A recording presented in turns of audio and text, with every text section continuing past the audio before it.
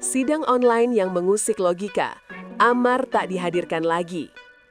Pagi itu seharusnya menjadi momen krusial bagi Amar Zoni. Tapi sayangnya, aktor yang dulu dikenal lewat perannya yang karismatik itu kembali tidak dihadirkan secara langsung di ruang sidang.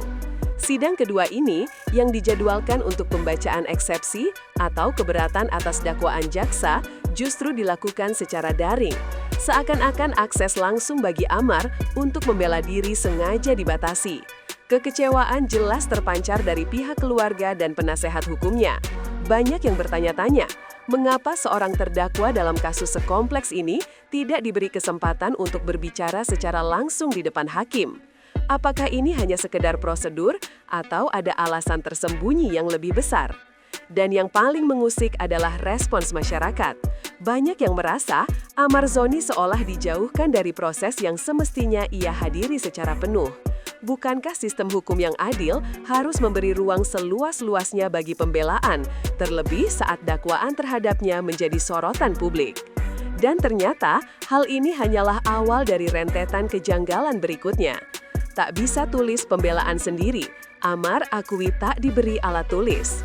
Saat giliran Amar bicara tiba, suasana ruang sidang yang tadinya biasa saja berubah drastis. Dengan suara bergetar, ia menyampaikan sesuatu yang membuat suasana langsung menegang. Amar Zoni mengaku tidak bisa menulis eksepsinya sendiri karena tak diberi alat tulis, bahkan selembar kertas pun tak tersedia. Pernyataan ini membuat hakim sempat terdiam sejenak. Tak sedikit yang melihat wajah para jaksa dan hakim berubah, bukan karena marah, melainkan karena bingung. Apakah benar seseorang yang sedang dituntut hukum tidak diberi kesempatan sekecil itu untuk membela dirinya secara tertulis? Sang hakim mencoba memberikan jalan keluar. Ia menyebut bahwa Amar bisa menyampaikan melalui kuasa hukum. Tapi balasan Amar justru membuka satu lagi luka yang tak kalah besar dan lebih mengejutkan. Ternyata bukan hanya alat tulis yang tak diberikan padanya, tetapi akses ke pengacara pun tak dia miliki. Dan disinilah semuanya berubah jadi lebih serius. Diblokir dari kuasa hukumnya, fakta ini bikin hakim dan publik syok. Pengakuan berikutnya dari Amar membuat seluruh ruang sidang terhenyak. Ia menyatakan bahwa dirinya bahkan tidak bisa menghubungi pengacaranya sendiri. Ini bukan hanya pelanggaran prosedural, tapi bisa menjadi tanda bahwa hak-hak dasarnya sebagai terdakwa telah diabaikan. Dalam dunia hukum, hak untuk mendapatkan pendampingan hukum adalah sesuatu yang fundamental. Jika ini dihilangkan, bagaimana mungkin seseorang bisa membela diri secara adil? Pernyataan ini pun cepat menyebar di kalangan masyarakat, terutama di media sosial. Banyak yang mempertanyakan apakah sistem di dalam benar-benar transparan atau ada pihak-pihak yang berusaha menghalangi Amar untuk membongkar sesuatu. Suara masyarakat mulai terpecah, tapi satu hal pasti, banyak yang mulai bersimpati pada Amar, bukan karena dia artis, tapi karena ia terlihat seperti seseorang yang hak-haknya dilucuti perlahan. Namun cerita belum berhenti di situ, karena setelah itu, fakta lain kembali muncul yang lebih mengejutkan. Diperlakukan seperti narapidana kelas kakap, tangan dan mata diblokir. Dalam pengakuan selanjutnya, Amar menggambarkan kesehariannya di lapas Nusa Kambangan. Ia tidak menyampaikannya dengan nada marah, tapi lebih seperti seseorang yang sudah lelah bertanya mengapa. Ia bercerita bahwa setiap hari tangannya diborgol, matanya ditutup, dan ia dibawa ke sana kemari dalam kondisi seperti itu. Bahkan untuk hadir dalam sidang pun hanya tangannya saja yang dibebaskan, sementara kakinya tetap diborgol. Bayangkan saja, seseorang yang belum terbukti bersalah diperlakukan seperti pelaku kejahatan paling berbahaya. Sementara kasusnya sendiri masih penuh tanda tanya. Perlakuan ini membuat banyak orang bertanya, adakah upaya pembungkaman atau apakah ini bagian dari prosedur standar yang seharusnya dikaji ulang?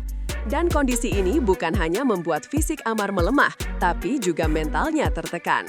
Sidang jadi ajang intimidasi terselubung? Momen yang paling menguras emosi terjadi ketika Amar dihadirkan, meski lewat layar, bersama beberapa terdakwa lain. Mereka semua duduk di bawah pengawasan ketat petugas bersenjata. Baju tahanan oranye, rambut cepak, dan ekspresi penuh tekanan di wajahnya membuat banyak yang tak tega menatap layar. Pihak kuasa hukum menyebut bahwa kehadiran pengawal bersenjata itu justru bisa menjadi bentuk tekanan psikologis yang membuat klien mereka tidak leluasa dalam berbicara. Apalagi ketika seseorang tahu bahwa setiap ucapannya bisa berdampak lebih jauh. Dalam hukum, tekanan seperti ini bisa mempengaruhi kredibilitas dan keberanian seorang terdakwa untuk mengungkap kebenaran. Bahkan, beberapa jurnalis senior yang hadir menyebut bahwa suasana sidang hari itu membekukan hati.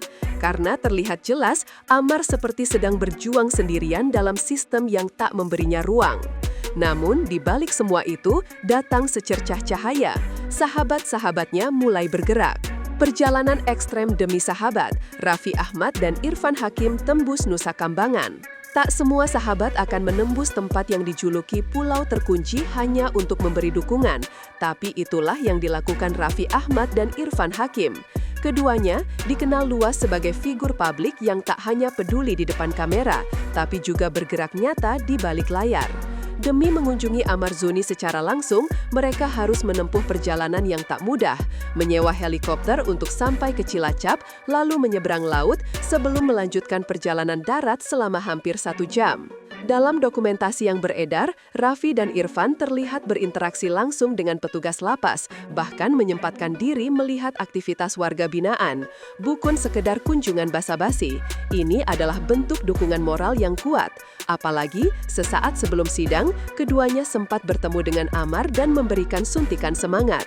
Raffi sendiri menyebut ia akan berusaha membantu dengan apa yang ia punya, termasuk kabarnya siap memberikan bantuan hukum pribadi.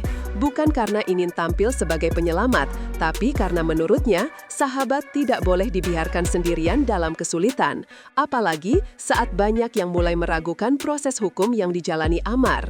Namun, bukan hanya Raffi dan Irfan yang buka suara. Para ahli hukum pun mulai menyoroti kejanggalan demi kejanggalan. Siapa yang sebenarnya bertanggung jawab? Ketika kabar bahwa Ammar Zoni tetap di Borgol, tak bisa menulis eksepsi, dan tak punya akses ke pengacara mulai tersebar, para praktisi hukum mulai ikut angkat suara. Salah satunya adalah Pitra Romadoni, seorang advokat yang cukup vokal soal ketidakadilan dalam sistem pemasyarakatan. Menurutnya, apa yang terjadi pada Ammar harus dikaji ulang secara objektif. Jika pelanggaran terjadi di dalam lapas, maka bukan warga binaan yang seharusnya disalahkan, melainkan sistem dan oknum yang lalai. Kalau ada pelanggaran di dalam, kenapa yang disorot justru yang dibina, bukan yang membina? Begitu kira-kira garis besar pernyataan dari para ahli hukum yang peduli terhadap kasus ini. Banyak yang menilai tanggung jawab utama seharusnya ada pada petugas yang membiarkan peredaran barang terlarang, bukan pada seseorang yang berada dalam pengawasan penuh. Isu ini pun berkembang lebih luas, menyinggung tentang lemahnya pengawasan internal dan sistem yang rentan disusupi penyalahgunaan wewenang. Dan ketika para pakar mulai bersuara seperti ini, tekanan terhadap aparat pun semakin besar. Namun, ada satu dugaan yang lebih mengkhawatirkan. Benarkah Ammar Zoni mulai membuka rahasia besar dari balik jeruji? Ammar Zoni diduga tahu terlalu banyak. Isu soal rahasia besar muncul ke permukaan. Salah satu pengacara yang ikut mendampingi keluarga Ammar, Firdaus Oiwobo, mengeluarkan pernyataan yang langsung bikin geger. Ia menduga bahwa Ammar Zoni tidak dihadirkan secara langsung ke sidang karena ada pihak-pihak yang takut kalau Ammar keburu ngomong. Artinya, bukan sekedar menunda prosedur biasa, tapi diduga sebagai bentuk pembungkaman terhadap informasi yang berpotensi mengguncang sistem. Selama ini, Ammar disebut mulai berani membuka cerita-cerita internal soal kehidupan di dalam lapas. Informasi ini bahkan sempat bocor ke media melalui surat dan pesan yang dikirimkan ke orang-orang terdekat. Banyak yang percaya Ammar menyimpan cerita besar tentang aktivitas mencurigakan di balik tembok penjara. Hal ini pun memunculkan spekulasi. Benarkah Ammar tahu sesuatu yang tidak boleh dia ungkap? Apakah keputusannya untuk membocorkan isi penjara membuatnya jadi target? Atau mungkin ia sekadar jadi kambing hitam agar nama-nama lain tetap bersih? Sementara itu, rasa iba publik terhadap Ammar terus meningkat, bahkan dari orang-orang terdekatnya sendiri. Kondisi Ammar kian memprihatinkan. Di luar sidang, suasana tak kalah haru terjadi di kediaman keluarga. Sang kekasih dikabarkan kerap menangis setiap kali mendengar kabar terbaru dari Ammar. Apalagi saat mengetahui bahwa ruang gerak Amar begitu terbatas hingga kaki dan tubuhnya mengalami mati rasa. Ia berada di ruang sempit dengan kaki diborgol setiap hari. Bahkan saat sidang, hanya tangan yang dilepas. Ini bukan hanya tekanan mental, tapi juga siksaan fisik yang perlahan menggerus kesehatannya. Kondisinya yang makin kurus, wajahnya yang tampak pucat, dan ekspresi sendu saat di layar sidang menjadi bukti bahwa Amar sedang tidak baik-baik saja. Dan semua ini terjadi di tempat yang dijuluki sebagai Pulau Kematian, Nusa Kambangan. Masyarakat mulai mempertanyakan, kenapa harus Nusa Kambangan? Mengapa seorang artis yang statusnya belum diputus bersalah secara hukum harus ditempatkan di lapas dengan pengamanan maksimal? Pertanyaan-pertanyaan ini mengarah pada satu kesimpulan besar yang mulai diyakini banyak orang. Benarkah Amar Zoni dijebak? Doa publik dan desakan keadilan menguat. Dari awal kasus ini mencuat, berbagai pihak menyebut bahwa ada sesuatu yang janggal. Terlalu banyak keanehan yang terjadi bersamaan. Akses dibatasi, sidang online terus-menerus, perlakuan berlebihan, hingga tuduhan tanpa bukti yang benar-benar kuat di mata publik. Bahkan Rhoma Irama, seorang tokoh musik senior, ikut buka suara. Ia menyebut bahwa bangsa ini harus lebih peka terhadap maraknya barang haram yang masuk ke negeri ini. Jika seorang artis bisa terjebak, maka siapapun bisa bernasib serupa. Dan itu artinya sistem ini rentan dimanfaatkan oleh mereka yang ingin mencari kambing hitam. Desakan agar Amar dipindahkan, diberi haknya secara penuh, dan dihadirkan langsung dalam sidang pun semakin kuat. Di media sosial, tagar-tagar tentang Amar Zoni kerap naik jadi trending. Ini bukan lagi soal Amar saja, tapi soal keadilan, soal sistem hukum, dan soal bagaimana kita memperlakukan seseorang yang belum tentu bersalah. Akhir dari cerita ini belum terlihat, tapi satu hal pasti,